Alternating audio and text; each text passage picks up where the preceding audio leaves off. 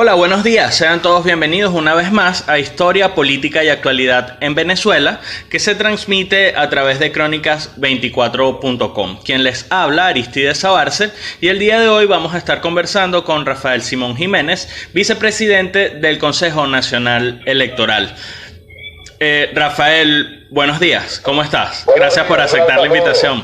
Para ti y para toda tu audiencia. Bien, muchísimas gracias. Quisiera comenzar la entrevista con los aspectos técnicos del proceso electoral que se va a realizar el 6 de diciembre. Pues no es un secreto que estamos en pandemia. ¿Qué tiene planificado el CNE para llevar a cabo este proceso electoral en una fecha en la que se estima aún no va a haber una vacuna? Mira, aquí se han tratado de cumplir y así se han hecho en toda la jornada del registro electoral, que es la parte que está ahora activa, la inscripción de nuevos electores y los cambios de residencia y todo lo que tiene que ver con actualización del registro electoral permanente, de respetar estrictamente los mecanismos de bioseguridad. Mecanismos de bioseguridad que tienen dos orígenes. En primer lugar, la experiencia comparada. En pandemia, que es como tú bien lo dices, una situación que se va a extender por un tiempo aún indeterminado, se han realizado procesos electorales en otras partes del mundo. Se ha realizado la semana pasada elecciones en el País Vasco y en Galicia, en España. Se realizó la segunda vuelta de las elecciones municipales en Francia, se realizaron elecciones presidenciales en Polonia. Y para hablar de regiones y sistemas más amigables, también se realizaron las elecciones en la República Dominicana. De manera que se ha ido acopiando una experiencia comparada de todo lo que son los protocolos de bioseguridad, de alejamiento, de todas las normas pues que ha puesto en escena tanto la Organización Mundial de la Salud como también en Venezuela la Comisión Presidencial que sigue el caso del COVID-19. Ahora bien, hay que tomar en cuenta eso es una opinión ya muy personal mía. Yo creo que hay que seguirle la huella al desarrollo de la pandemia, sobre todo la incidencia desde el punto de vista interno. Durante mucho tiempo, antes de que se pusiera en escena la activación del proceso electoral, yo le oí decir al presidente Nicolás Maduro en muchas oportunidades que la prioridad es la salud de la gente, incluso que las elecciones podían esperar, abriendo la expectativa de que pudiera haber un diferimiento. Correcto. Igualmente creo que los actores políticos que son fundamentales en el proceso pudieran en un momento determinado solicitar un diferimiento, pero creo que eso debe darse en el contexto de una situación mucho más seria que la que Venezuela atraviesa ahora. Creo que por ahora, y no lo creo yo, no es una impresión subjetiva, sino que las propias cifras que arroja el registro electoral permanente hablan de que la gente ha cumplido estrictamente los protocolos de bioseguridad y que aún en la situación de amenaza a la que estamos sometidos todos los ciudadanos se ha cumplido esa fase del proceso sin que hasta ahora se tenga, digamos, noticia de que haya alguna incidencia de ese proceso sobre el número de casos que ha acumulado Venezuela. Bien, entonces imaginamos que las condiciones o las normas para la campaña política van a cambiar. ¿Tienen alguna referencia de cómo va a ser la campaña para estas elecciones? Bueno, respetando estrictamente los protocolos de bioseguridad, las normas que ya yo creo que el conjunto de la población conoce, el uso de la mascarilla, el lavado permanente de manos, el uso de los geles, el distanciamiento entre una persona y otra. Sí, esos protocolos, mira, y eso lo digo no solamente de cara al proceso electoral, lo digo de cara incluso a la vida ciudadana normal, porque es que nosotros tenemos esto que llaman la nueva normalidad, que es una anormalidad para nuestra acostumbrada cotidianidad. Bueno, los venezolanos vamos a tener que lidiar con eso y el mundo va a tener que lidiar con eso durante mucho tiempo. Entonces tú pudieras hacer la misma pregunta frente al proceso electoral, pudiera hacerse frente al proceso productivo, frente al proceso comercial, frente al tema, por ejemplo, de la educación. Yo creo que los ciudadanos en Venezuela tenemos, y en el mundo, porque desgraciadamente este es un asunto del que no escapa a ningún lugar del mundo, tenemos que acostumbrarnos a vivir en esa nueva anormalidad hasta que se produzca la vacuna y hasta que se dé la amenaza del coronavirus, ¿no? Entiendo. Perfecto. Sí, hablando un poco más del aspecto político, bien, hay un sector de la oposición que ha manifestado no quiere participar o no va a participar en el proceso electoral, y es una condición que ellos han puesto, es que este nuevo CNE pues carece de legitimidad, pues no fue aprobado por la Asamblea Nacional. Bien, ¿cómo romper el conjuro del perro de Pavlov que tiene hechizada la oposición con respecto a su no participación en procesos electorales? Porque entendemos que esto es la política, el no querer participar, el ser de un político, de una organización política es la participación. Tú has puesto una buena comparación de los perros de los reflejos condicionados de Pavlov. Y yo, sin ánimo de ofender en absoluto, y voy a aclararlo bien aclarado, creo que lo que habría que cambiar eran los perros, porque esos perros ya están demasiado maestrados.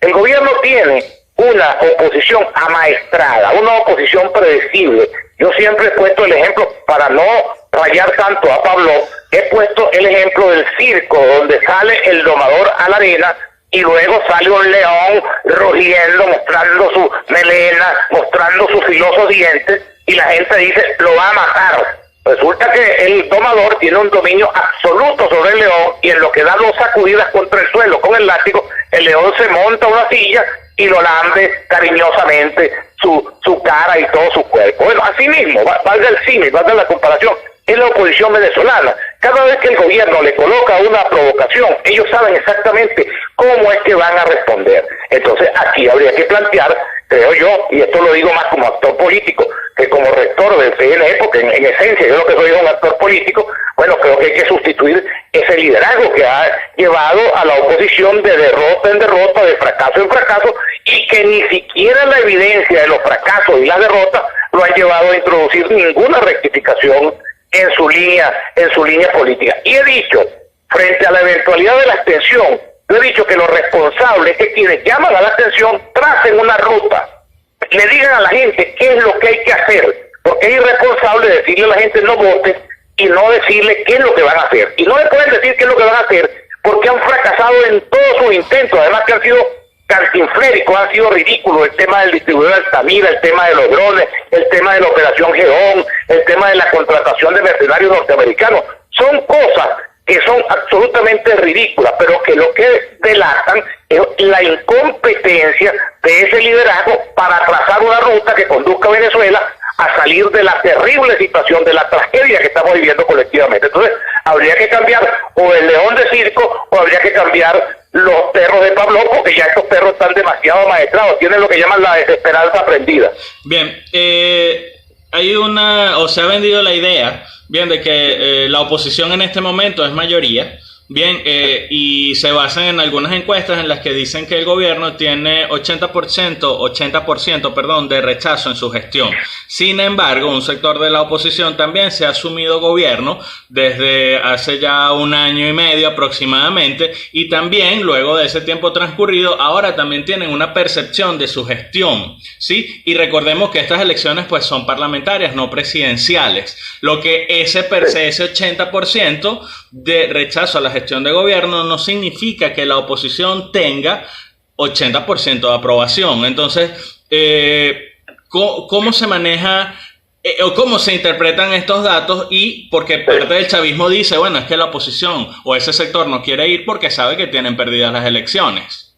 Mira, es que el mejor referente no son las hipótesis, como tú bien lo marcas, sobre el número de rechazo que tiene el gobierno. Porque yo creo que el gobierno tiene tanto rechazo que hasta sus partidarios rechazan la situación que estamos viviendo en Venezuela. Yo en estos días oía una entrevista donde Jesús Faría, que es una persona de la dirección del PSUV, una persona muy acreditada en el manejo del tema económico, él decía, nosotros también somos inconformes con lo que estamos viviendo en Venezuela. El tema está a quién echarle la culpa. Ellos le echan la culpa al imperialismo, a la burguesía, a la coyunda antiimperialista, a las sanciones, esa moserga que ellos tienen. Y por supuesto, nosotros le echamos la culpa a la destrucción previa del país, a la manera como depredaron la economía, como asaltaron el tesoro público, como destruyeron previamente a Venezuela. Te lo digo porque, afirmando tu hipótesis de que no son proyectables el descontento con la votación. Lo que sí es proyectable fidedignamente es la victoria alcanzada en el 2015 por la oposición en condiciones mucho más adversas. En primer lugar, no había el descontento en el 2015, el país no había entrado en el despeñadero, en el inmenso hueco en que estamos ahora, era mucho menos el descontento, era mucho menos el cuestionamiento al gobierno. En segundo lugar, las condiciones electorales nunca fueron tan deplorables como en el 2015. Es decir, ese es el referente referente real. Los demás son hipótesis sobre números, que si el 40, que si el 80, que si el 60, que si rechazo a la gestión no significa voto a favor de la oposición. Pero lo que sí es un dato objetivo de la realidad es que nosotros en el 2015, en las más difíciles circunstancias, logramos una victoria amplia y sabrosa. Y lo que había que preguntarse es por qué la logramos. Bueno, la logramos porque estuvimos unidos con una sola tarjeta, con una sola plataforma electoral, con uno solo mecanismo de defensa del voto que impidió que nos escamotearan los votos. Ese es el referente que yo pongo, porque todo lo demás es hipótesis, proyecciones, construcción de escenarios que evidentemente eso da para la especulación de cada quien según tú estés ubicado, digamos, en el terreno político. Sí, otra de las interrogantes que se plantean y de las cuales no se ha hablado mucho es de la Asamblea Nacional Constituyente.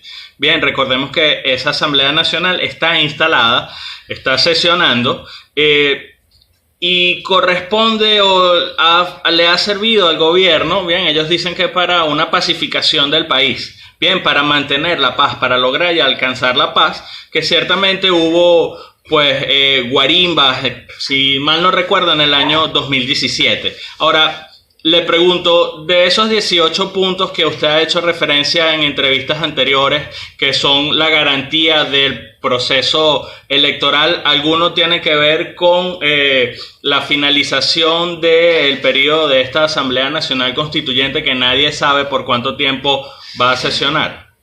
Bueno, ellos se autoimpusieron, primero se habían autoimpuesto un lapso de un año, y después prorrogaron por 2 años más, que creo que vencen ahora en diciembre. Eso no está dentro de las 18 garantías, pero está dentro de un compromiso político suscrito en la mesa de negociaciones entre el gobierno y el sector de la oposición que negoció con ellos. No tendría sentido. Sea cual sea el resultado, así el gobierno pierda la Asamblea Nacional Constituyente debe finalizar, porque recordemos que ellos están aprobando leyes, aprobando presupuestos, o sea, ejerciendo funciones que son naturales de la Asamblea Nacional. Bueno, aquí de nuevo, porque yo tengo un conflicto muy serio conmigo mismo, ¿no? Ese sí es un conflicto serio, porque yo a veces tengo que hablar como rector y otras veces tengo que actuar como actor político, porque la verdad es que yo en esencia lo que soy es un actor político.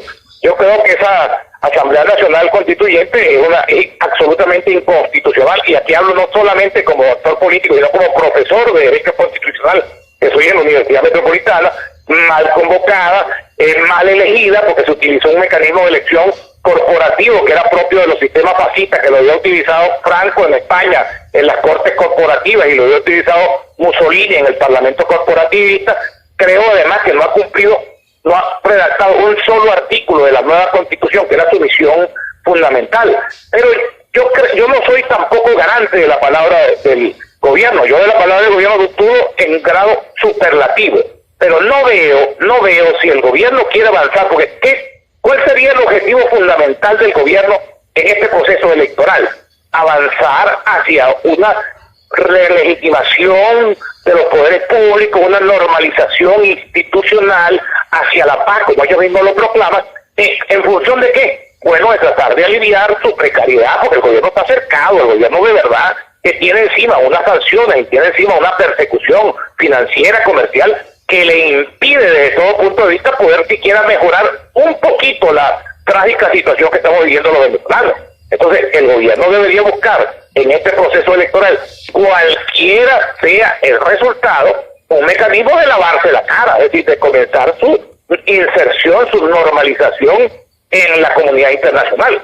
Si no lo hace, yo creo que ellos mismos se estarían deteriorando y estarían comprometiendo su gobernabilidad. Sí, por otro lado, la oposición habla también recurrentemente de la crisis, una salida a la crisis, pero quien tiene la gobernabilidad del país ha sido el gobierno de Nicolás Maduro, durante todo este tiempo.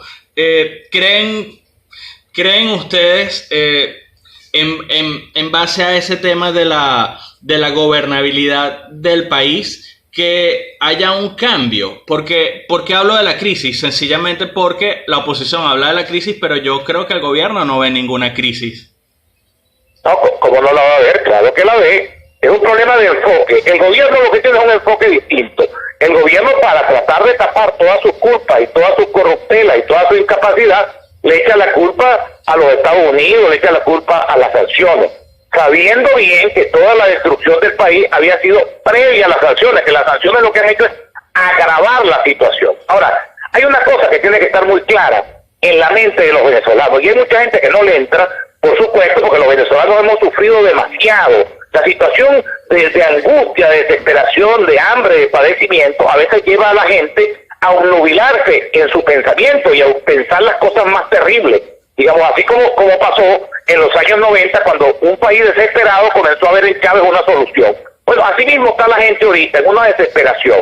Pero Venezuela no tiene, insisto 3 veces en esto, ninguna otra salida que no sea una salida negociada, pactada, convenida entre el gobierno y la oposición venezolana. Y eso no lo digo yo, eso lo dicen los Estados Unidos, es la propuesta que han puesto sobre la mesa. El Grupo de Lima es la propuesta que han puesto sobre la mesa. La Unión Europea es la propuesta que han puesto sobre la mesa. Porque todos esos escenarios saben que un conflicto como el venezolano no tiene otra solución que no sea una solución negociada, incluso la eventualidad de un gobierno compartido, eso que llaman un gobierno de emergencia nacional. Te repito que no es propuesta mía, sino propuesta de Estados Unidos, de la Unión Europea, del Grupo de Lima, pero yo como historiador y como conocedor, además de la realidad internacional, estoy absolutamente convencido de que Venezuela no tiene otro camino, y ojalá que la abreviemos, ojalá que no nos pase la estupidez de Colombia, que después de 50 años matándose, entonces terminan haciendo un proceso de paz sobre 500.000 muertos, desplazados, gente, bueno, que sufrió toda la cuestión. Lo absurdo de los conflictos y de la violencia es que la violencia es estéril. La violencia no conduce absolutamente a nada. Y al final, después de una matazón, ¿en qué terminan? En un proceso de paz, como terminó la guerra de Vietnam, como terminó el conflicto entre la India y el Imperio Español, y el Imperio Inglés, como pasó con el caso de Mandela y Leclerc en Sudáfrica. No tiene otro camino que no sea una negociación. Claro, ¿por qué digo lo de la crisis? Porque ciertamente en el país todos percibimos que hay una crisis económica, pero a nivel político el gobierno tiene el control de la situación en el país, tiene el gobierno, el TSJ, la Asamblea Nacional Constituyente. Pero no le sirve de nada, porque con eso no resuelve nada. Compromete la gobernabilidad, porque en Venezuela hay un proceso de relativa calma y de relativa paz por varios factores. En primer lugar, porque la gente había perdido la confianza en este liderazgo que tiene la oposición. En segundo lugar, porque ahora se atraviesa el tema de la pandemia. Pero yo veía en estos días las cifras del Observatorio Venezolano de Conflictividad, y en el primer trimestre de este año hubo 4.000 conflictos. Solo que son conflictos parciales, por la luz, por el agua, por la gasolina, por el gas, que no tienen, precisamente por la falta de un liderazgo esclarecido, de un liderazgo asertivo, no tienen articulación. Pero el gobierno no tiene, eso es una aparente control lo que tiene el gobierno. En el fondo es un candelero. ¿Cómo va a haber control sobre un país donde el 80% de la gente está muriéndose de hambre y en la pobreza crítica? Ellos lo que logran es apaciguar, repito, más que por capacidad de ellos, por incapacidad de quienes dirigen la oposición en Venezuela. Entiendo. Bien, el tiempo en internet también es corto, ya para ir cerrando la entrevista. Entiendo una de las cosas que te motiva por las entrevistas anteriores que hemos estado viendo antes de tener esta oportunidad contigo, que una de las cosas que te mueve a aceptar esta posición de vicepresidente del Consejo Nacional Electoral es la situación económica que atraviesa el país, y hacías en otra entrevista una similitud también con la situación económica que ha vivido Cuba durante muchísimos años. El gobierno basa su discurso también en el tema de la independencia y la soberanía nacional, y pareciera que la oposición o el liderazgo opositor no está muy interesado en el tema ni de la soberanía ni de la independencia.